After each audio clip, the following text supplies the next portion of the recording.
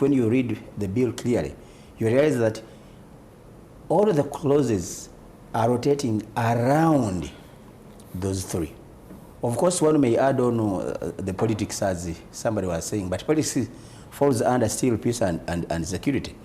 Because even my colleague here, if I can ask you, do we need to have a situation where a presidential candidate, where a political party entirely depends on foreign funding?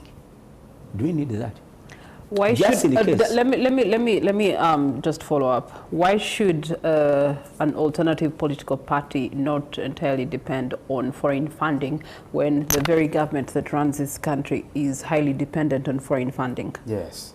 And in fact, we are not entirely depending on foreign. I said highly. Highly. Yeah, highly dependent. No, but I'm about to interrogate that simple word, but very complicated. Yeah, unless you say that Uganda will now also stop borrowing. Borrowing is another. No, aside from borrowing, we get funding, we got donations, we get different services from foreign stakeholders. There is borrowing, but there is also somebody funding you money that you are not supposed to take back. So borrowing is okay, but even the other money that at times we get, look at how does it come. For example, if you talk about the UNICEF money, talk about Global Fund and so on and so forth, that money, it is known that it is coming for activity A, and it's not going to influence our policies. In fact, we determine areas that should be funded. For example, if we have an area within the health sector, we say, for example, we have the issue of fighting and ending HIV/AIDS by this year, or fighting a virus like Ebola and so on and so forth. That funding comes when we have ourselves determined the policy, we have set the ball rolling. So that funding will not influence in any way our policy formulation, and will not even influence our political, social, and also the security part of our nation. Okay. So that one has no problem. But I'm looking at a situation, you know, we are dealing with the people who are not NGOs, and with this corruption. Let me tell you, we are here. But if we don't close the gaps, somebody can come and tell you members of parliament that, you know, if we are to pass this policy, or for example, the policies that we always pass from cabinet to parliament, somebody can bribe off that parliament. Say, I'm giving you this, don't pass that policy. When the policy is good for the country. So with the corruption, we have to close all the gaps that were left by the other laws, the anti-terrorism, the money laundering, and so on and so forth. We have to close those gaps such that we can really have a stable, sovereign nation. Don't fear to disclose so why not get those existing ones and amend them to now have consideration of what you are trying to manage and control? The choice is ours, but I think we needed a separate bill to close the gaps. I remember when America had an election, the other election where Trump came as his first term of office. You remember how they were crying of the influence of Russia. I don't know whether you remember. So they were crying about the influence of Russia. Russia influenced our so on and so forth political situation, and it wasn't good for them. So many countries, much as they don't have the wordings that we have used, the protection of sovereignty bill, but they have other laws that really protect their sovereignty, say that no foreigner can influence their political system. Let's break down the and also break down the inclination to influence. when we look at the case study of a political party, an alternative political party out of the ruling party, when we look to a case of a given civil society organization, how would you determine influence? How would you define influencing matters of state that would otherwise not be protecting state? Not only protecting state, protecting the country.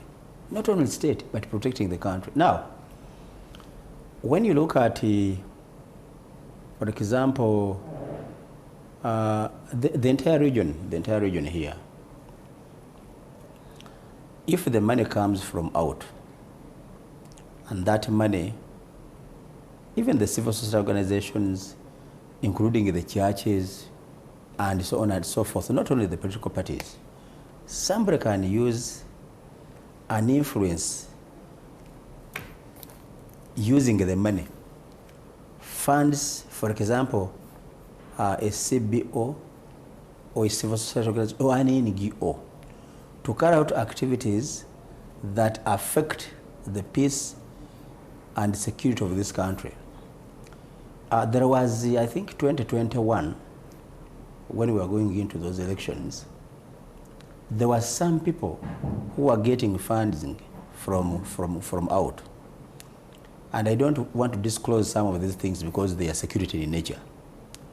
So there were some pseudo organizations that were being funded to influence the younger people to cause havoc in the nation, burn tires, do this, do the other, and they were paying them some good money. And by the way, some of us penetrated that network.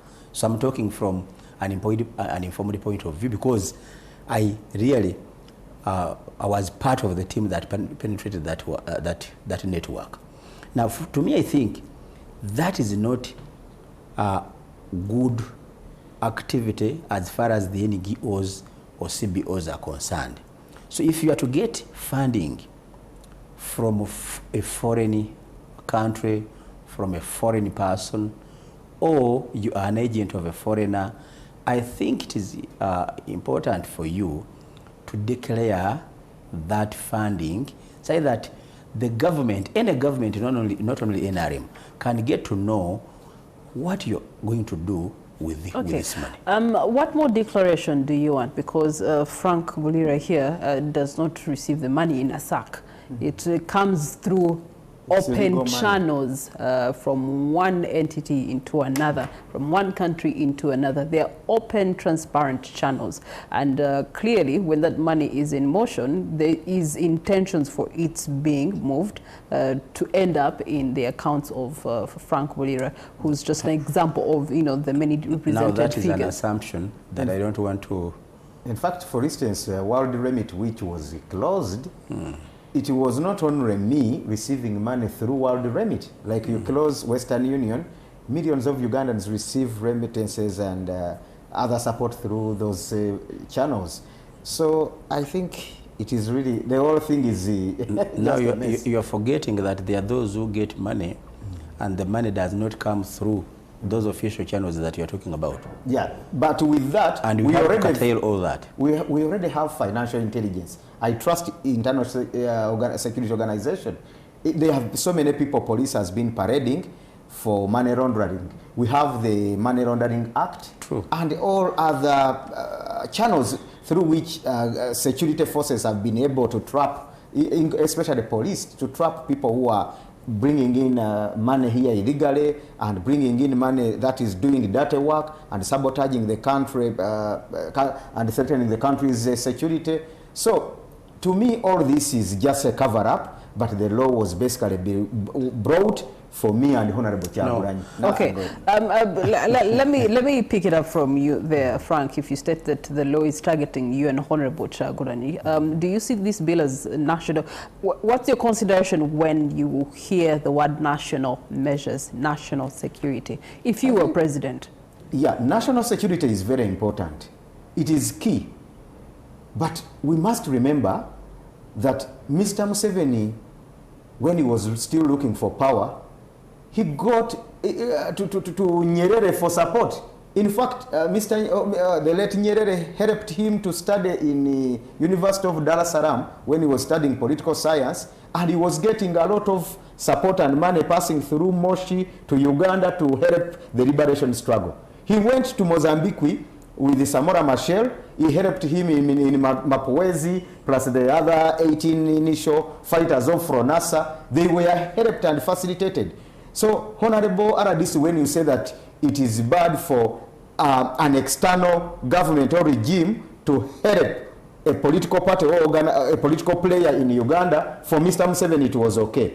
Just recently, last year, on 8th June 2025, there was a delegation from the Communist Party of China that met with the NRM officials.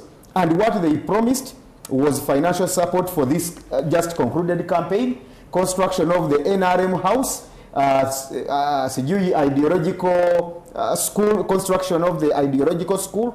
All that money was coming from out, and it is still coming in China, from China and many other organizations. In fact, all the countries you've mentioned where there are similar laws, but with the change of names and stating, these are countries that are like hell. In Korea, Czechoslovakia, Russia, in Hungary, and even in Ethiopia, they have similar laws. But you say Ethiopians are all over here in Kampala, they are not even in their country, they are not at peace. They are just trying to get some little peace here. So, this law is really uncalled for, and we don't need it. Okay. Then, there is an issue you talked of about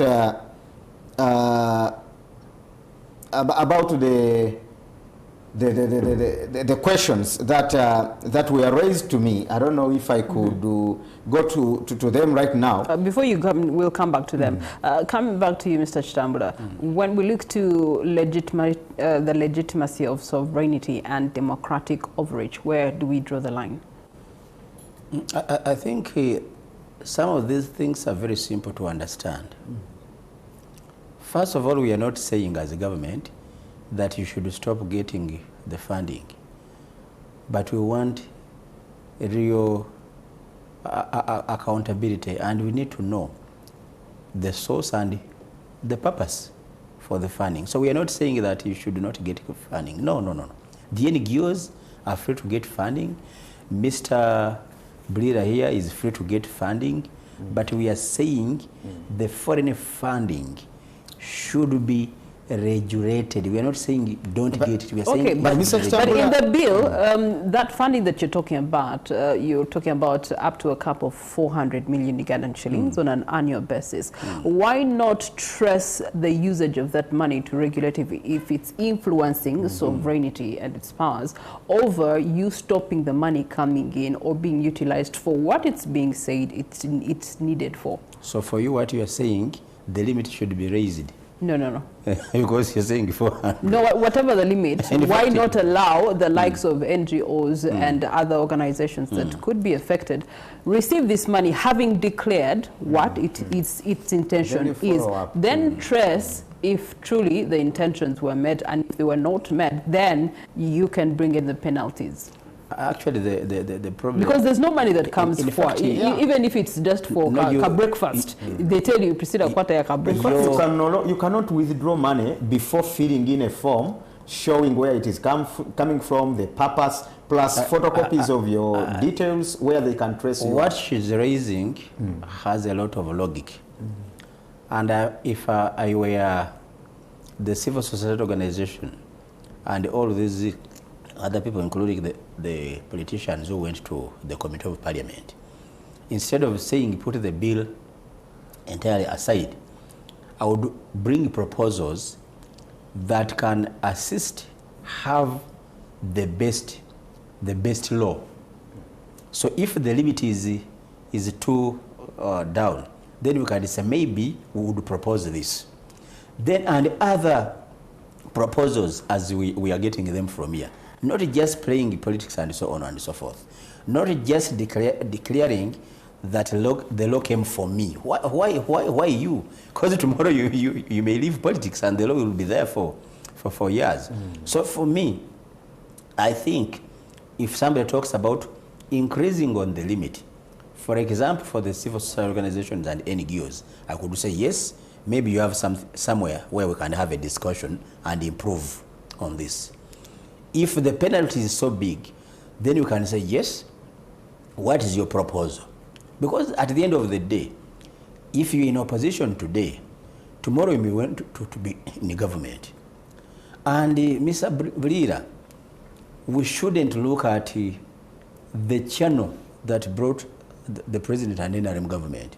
Because we left that channel a long time ago, we now have a democratic nation where you can but to get into the democratic nation, you had to go through those channels. But anyway, speaking of channels, coming back to you, Frank, if you were to sit before the committee, the parliamentary committee today, what would be your arguments about this bill? My response to this is a bit funny, that I will not have interest to even go into that committee, because it is a wastage of time. Much as I appreciate the efforts of our brothers who have gone there, but personally, the way I play my politics is a bit different. It is not politics, show of camera politics and showbiz. I cannot go in the Committee of Parliament just to waste time on something that is not going to be considered. Much as I have my reasons and what I would add on, but I don't want to go there and discuss something which is at the end of the day going to be passed. What I would do would rather to argue all of those who are against this bill to sit and segment themselves. Let them have a team that is going to challenge it on the floor of Parliament and even in the committee.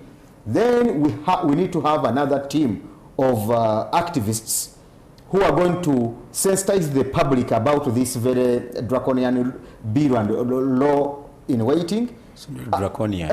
And also engage the masses. This is the only language Mr. Museveni understands. You cannot go in the Committee of Parliament and think you are going to challenge that bill. We have to come to the streets. We have to come to the people, Ugandans, and they know the depth of this bill so that we challenge it. It is the only way Mr. Museveni will get scared and put a hold and a brake on it. So, but just going to the committees is a wastage of time for Ugandans. On that note, so this is us being before Ugandans. These are Ugandans that are watching this morning. How would you sensitize them about this bill? Yeah, the sensitization, first of all, the timing is also tricky. When you look at the date when it was brought on the floor of Parliament after the NRM caucus in Entebbe, the few days just given for Ugandans and different stakeholders to come and present themselves before the committees, there is nothing like. In fact, what would have been done would be to block proceedings, at least. Then we first sensitize Ugandans countrywide. And this is a task at least we are taking on as a party, UFDO. And we are starting today. We are going to traverse the different districts in the country, trying to meet stakeholders and sensitizing them about many issues trending in the country, but above all, the so-called protection of sovereignty bill. So this is what would be done to sensitize Ugandans first, so that either they say no or yes after knowing what they are allowing to be passed by their legislators. And you give the right information. And we definitely. Because I've heard people deceiving Ugandans that no, this is going to affect it's not deceiving, but it's just breaking down to Ugandans. We have had a lot. We know Ugandans are in different classes. There are Ugandans who don't understand this. Somebody even tells my people in the villages there that even the small money that comes from your girl is in Dubai, there is a lot that has been peddled around, which is really misinformation. But definitely. So for us, we have no problem with somebody genuinely sensitizing Ugandans with the right information and not really inciting, but giving the right information. Sensitization. That one we have no problem. But for your information, this is not the first controversial bill. There was a bill that came up in 2007. It was the Land Amendment Act. We had battles. My bosses from Mengo set up a committee. chaired by Honorable Namboze. Then my bosses from central government also set up 2 committees, one by, during that time was Major Jacob Asimwe, then another one was by Honorable Chinobe. They co-opted some of us, and it took actually 3 years for us to pass that bill into law. Which is something that also Ugandans are concerned. Mr. Chitambula, on what you're submitting, 2 things that are actually putting Ugandans on tenterhook right now. One, the speedy rate at which this bill is being dealt with on Parliament, given its sensitivity and how deeply rooted it could be to the last Ugandan, Muntu Wansi, and how they could be directly affected. And so I want you to tell us why the speediness of this bill in Parliament vis-a-vis actually what he is trying to put out, that why not help such a bill be sensitized to the masses as much as possible if you want collective voice, if you want that one determination by all Ugandans that it is a thing that is good to protect them and for their own, you know, safety, from peace and security to policy formation to the culture values that you have mentioned about. That's one thing that I'd like you to speak into. For me, I'm actually from the executive, because the person who appoints me heads the executive wing, and as the executive, the bill came to Parliament. So maybe the Parliament that is finalizing its term just a few weeks from now, maybe they want to go when they have passed this bill. But for us as executive, okay, for us we have no problem with it. As one who has been in people's leadership for a while, but before, just following up with what you're responding, as one who has been in people's leadership, and you know how the power of buying into what you want people to be a part of, how would you recommend this bill be handled? I think my friends here did a disservice to Ugandans and to all of us already, and that is going to affect my recommendation.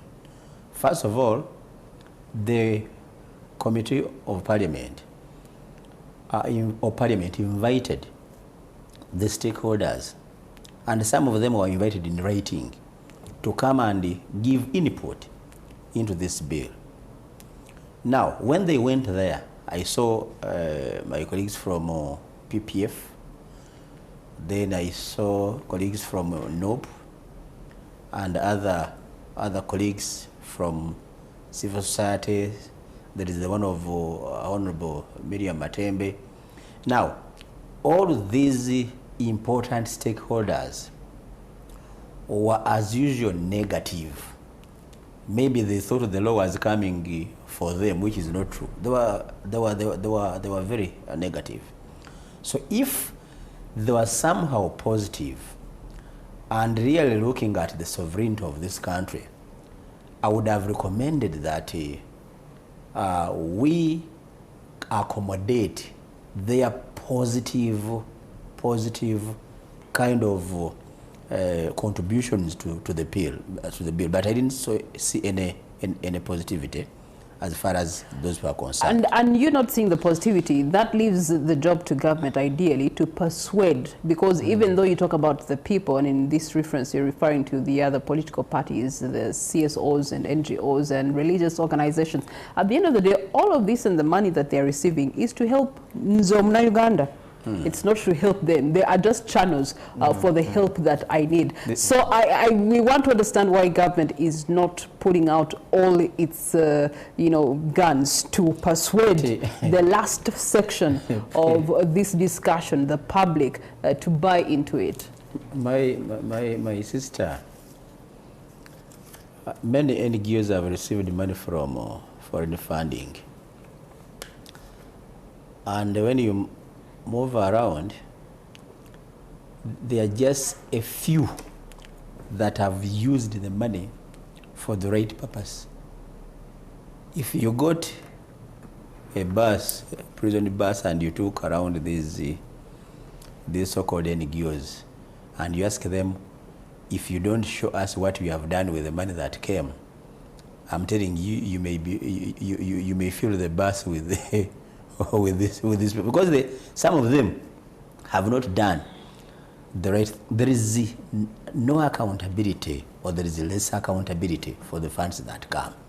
But that is not the main issue now. The main issue is, let us have a bill that will protect the sovereignty of Uganda. And any serious Ugandan would actually have a positive input. You are saying this, but for us we want this.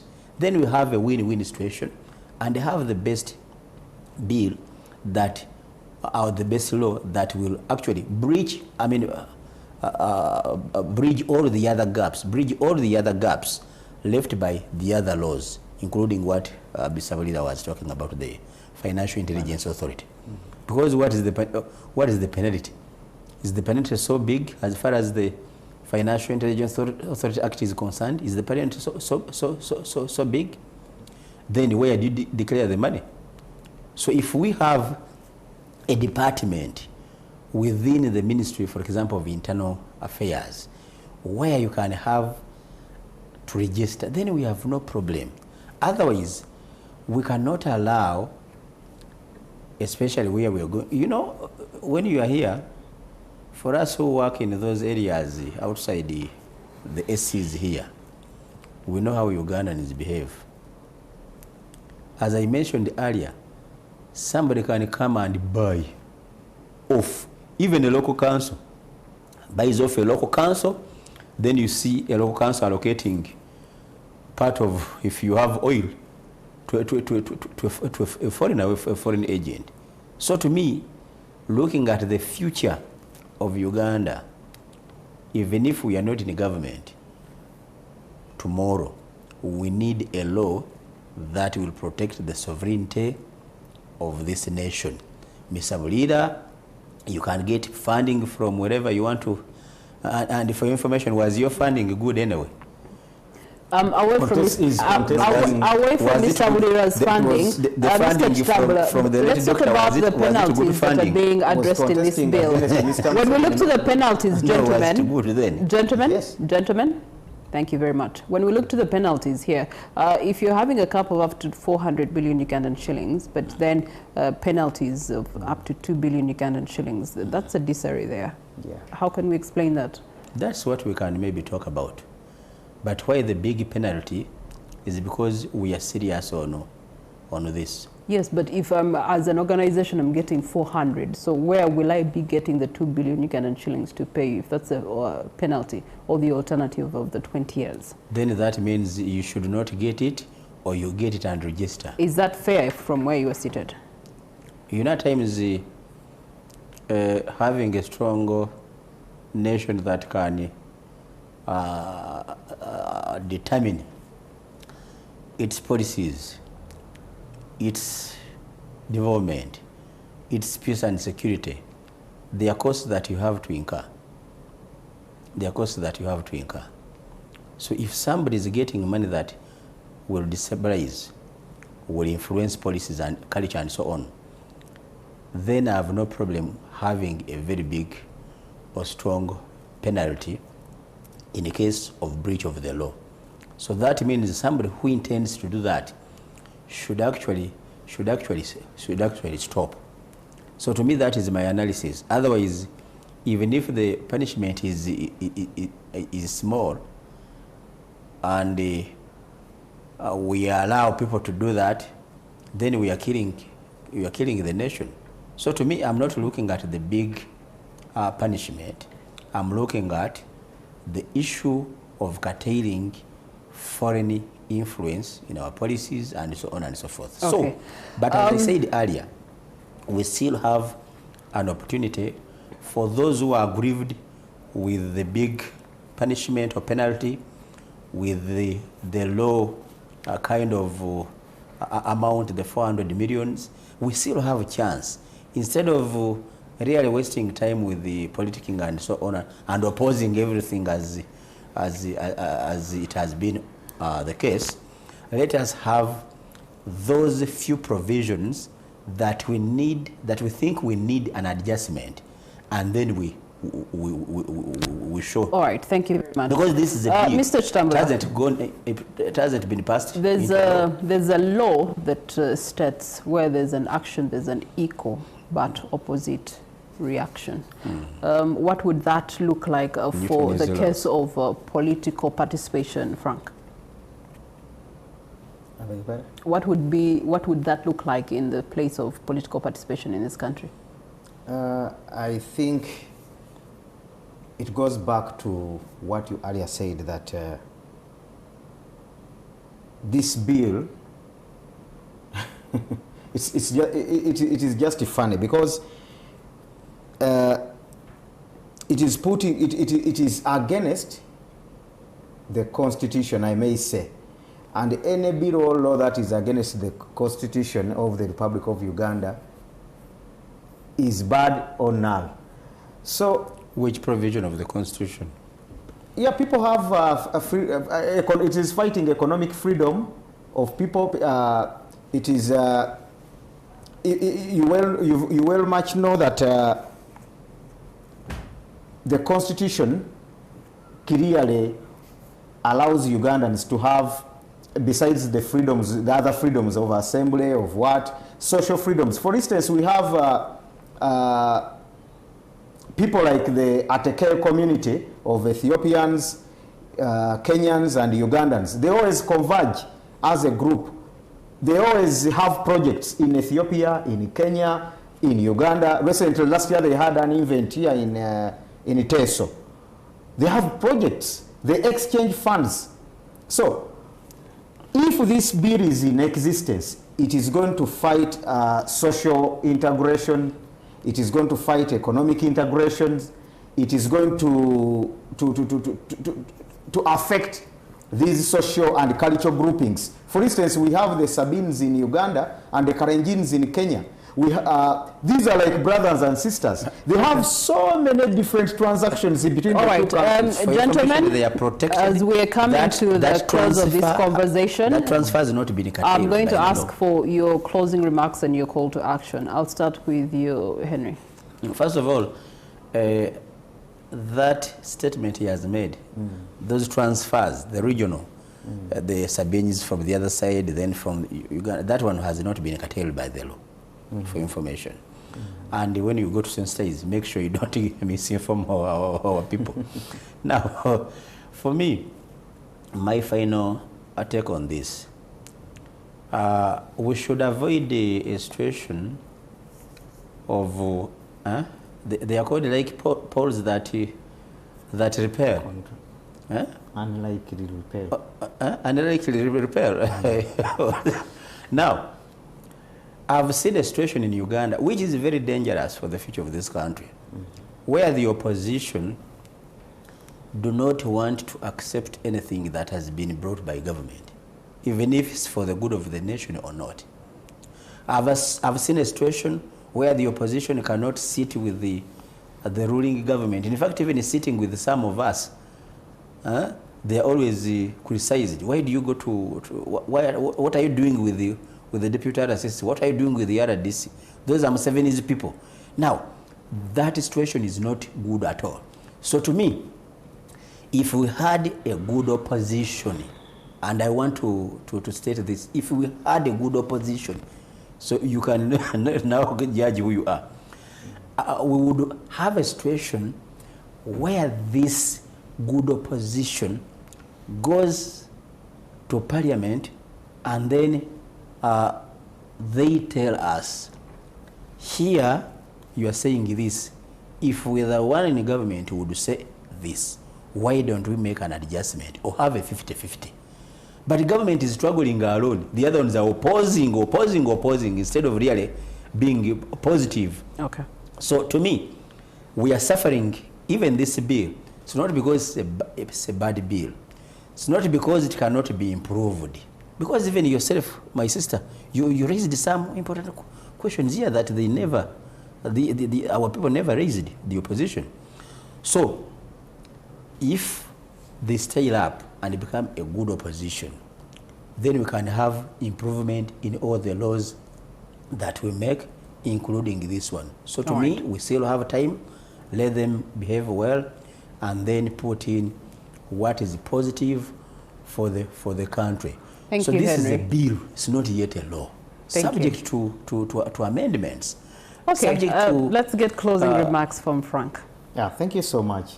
I would love, first of all, to respond to my brother, Mr. Chitambula.